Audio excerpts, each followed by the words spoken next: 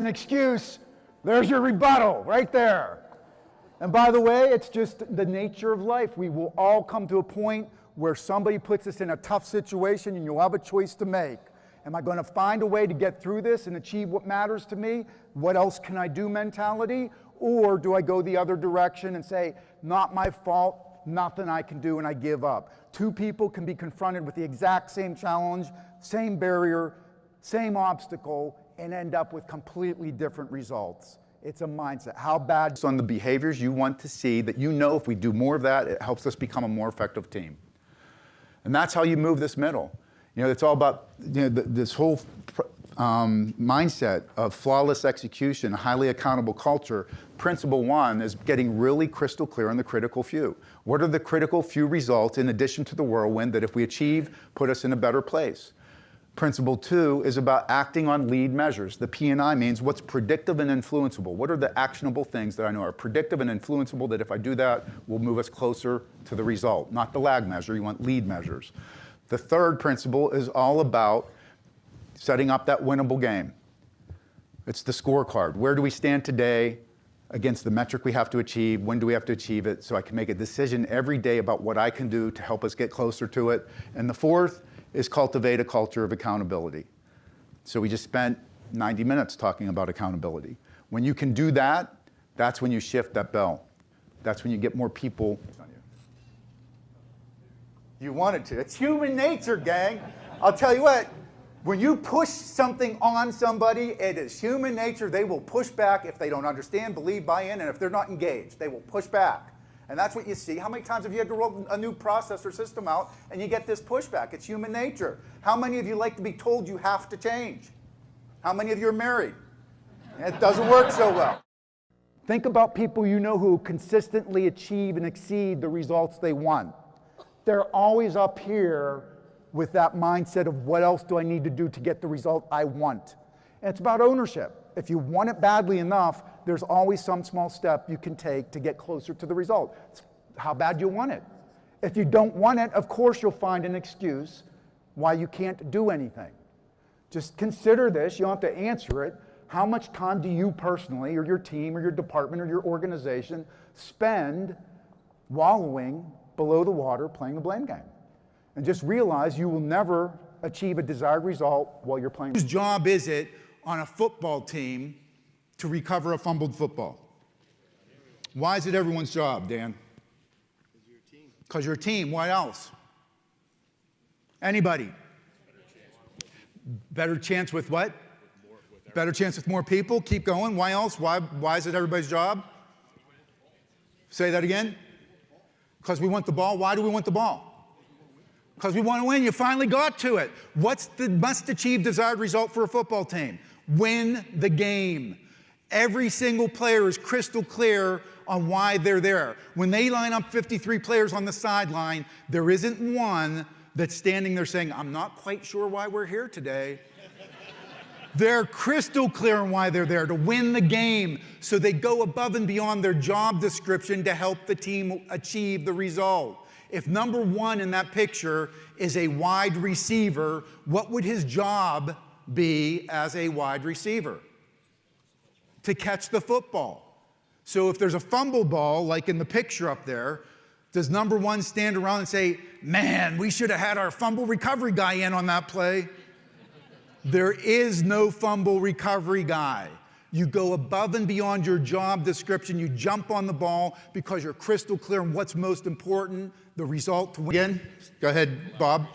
Collaboration to do what?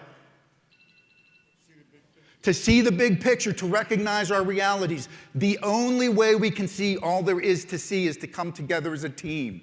We need, and by the way, it is the root of creating a highly accountable culture, is making sure that we're recognizing the realities by coming together as a team, having open and candid conversations, seeking perspectives of others, asking for and offering feedback, talking about the elephant in the room, and anticipating opportunities. Seeing your reality has more to do with our ears than it does with our... Yeah, I stood in front of Ted, I saw the veins pop, he's like, get out of my way, I got a task to do here. I did that for a reason. Where you're seated in the room impacts what you see, right? And I did that for a reason. is where you're seated in this organization, does that impact the way you see the operation?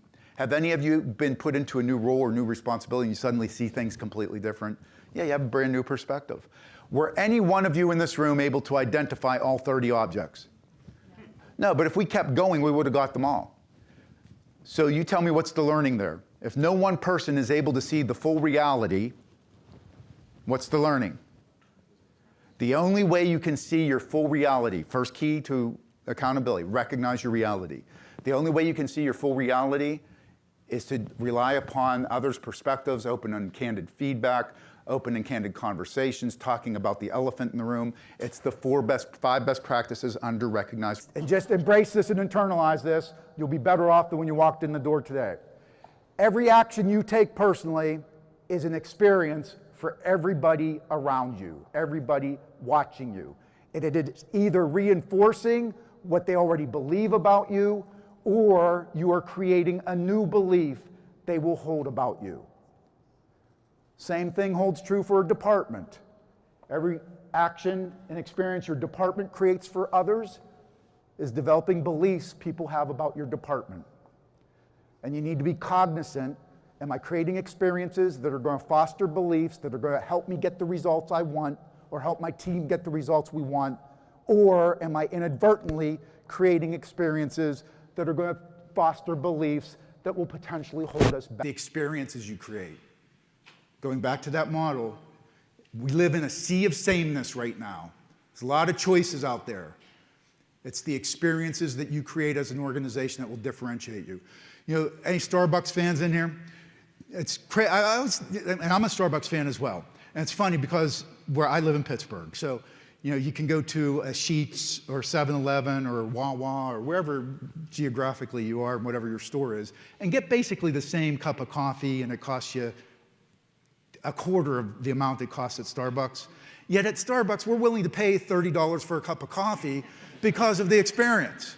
Here's the way one of their managers put it. We've identified a third place, and I believe it sets us apart. It's the place that's not work, it's not home, it's the place where people come for refuge. It's the experience. People will pay for the experience. What are the experiences you are creating within your store, within your region, within your district as an organization? Harley Davidson looks at it a little bit different. Harley's not far from here. Any Harley riders in the room? Talk about loyal customers. Here's how Harley looks at it. What we sell is the ability for a 43-year-old accountant to dress in black leather, ride through small towns, and have people be afraid of them. It's the experience. In fact, speaking of children, here's an example. I remember teaching, my kids are older now, but I remember teaching them to walk, and I imagine some of you have some young kids at home. But I remember they're standing in front of you. Mine used to hold onto my fingers. They're like bouncing. They can't wait to take that first step. They take that step, and what do? Fall, boom. Do you boo them? Boo, that ain't walking, kid. Get up, you slacker. I've been walking 50 years. That's not it. No, you don't boo them.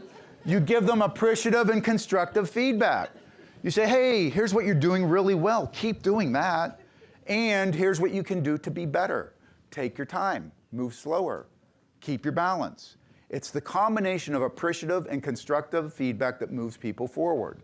Here's the key. When you give appreciative and constructive feedback, the one word you never put between the two is what? If you insert the word but, you become Charlie Brown's teacher. Blah, blah, blah, blah, blah. They will tune you out.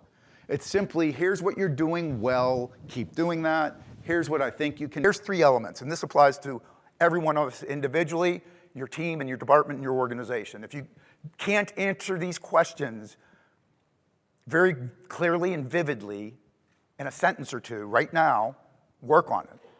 What's the overt benefit you, your team, your department, or your organization bring to bear? What's the overt benefit that would cause me to say, okay, I'm using them now, but because of your overt benefit that you just stated to me, I'm moving, coming to you.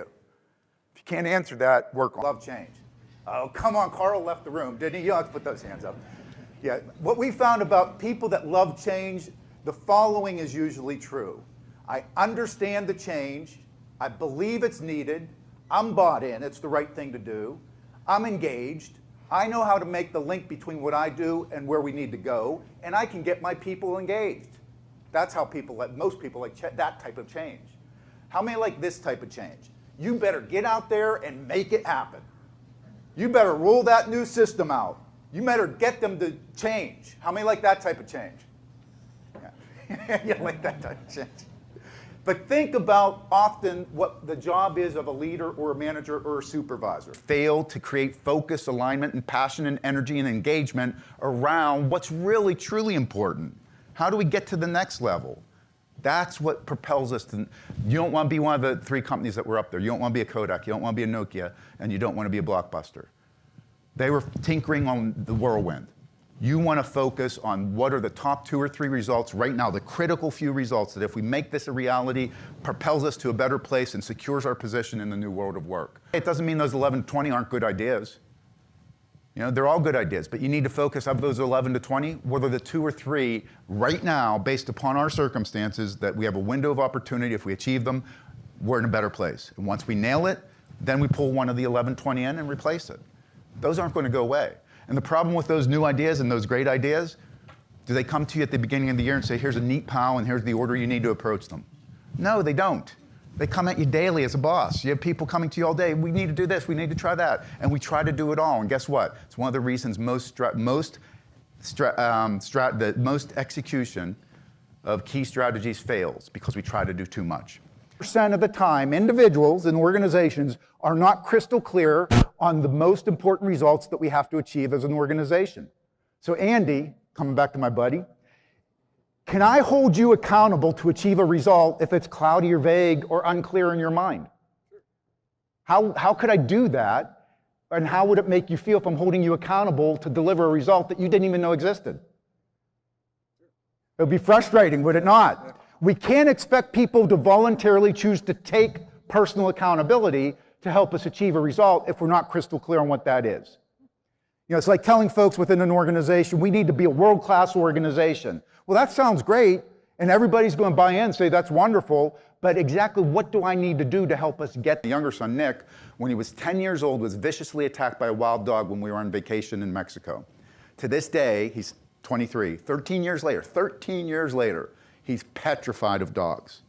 6'3", 240, he could eat a dog, but he is petrified of dogs. He could see one 100 yards away, he gets really antsy.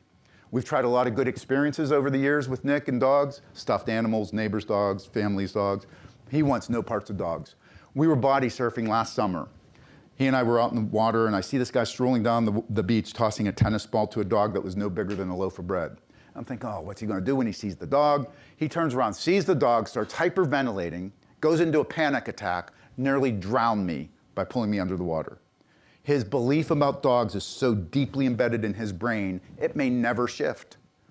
The same son, when he was 6 years old, I remember this like it was yesterday, take him to his pediatrician, who's a female physician. He's sitting up on the examination table, and my wife and I are both in there with him. The doctor walks in the office, he looks up at me, he says, Dad, ladies can't be doctors. I said, he didn't get that from me. I said, Nick, women can do anything they want to do. And he said, oh, okay. So his belief about women not being able to be doctors changed on better information. And I only tell you those 2 extreme examples because every one of us in this room, people hold beliefs about every one of us. A lot of it's helping you get what you want, but people may have beliefs about you that are impeding you from achieving the results you want. And if you want to shift it, you have to take ownership and accountability to create the new experiences. It's the only way. You can't just tell somebody you shouldn't believe that. They do believe it. They'll shift their belief when they see the new experiences. Kurzweil. Ray used to be the head of Google's artificial intelligence unit. He had this to say not long ago. Medical robots will go inside our brain and connect our neocortex to the smart cloud by the year 2029. How long is that from now, Chase? 6 years. 6 years. 6 years, give or take. 6 years, give or take.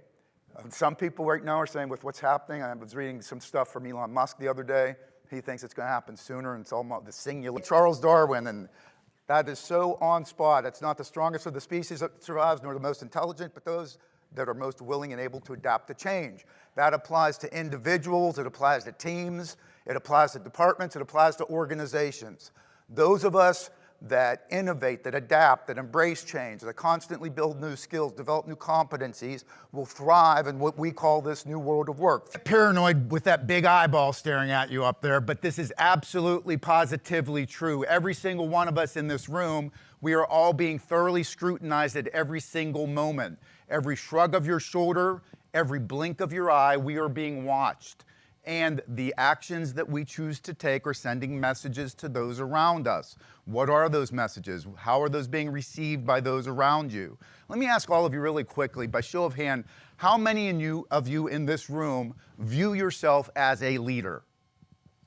Well, every single hand should be up, because you are the only person that will lead your life, your career, and your destiny. Do not leave that to somebody else. That statement, as it relates to what Amazon.com did to all the small mom and pop bookstores years ago. They wiped them out, put them out of business, destroyed them.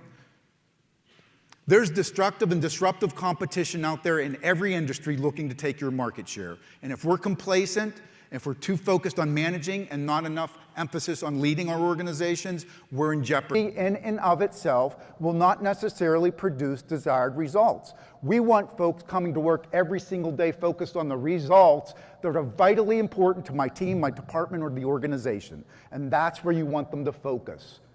That's what peak performing organizations do. When you look at high performing cultures, people are focused on what are the most important results.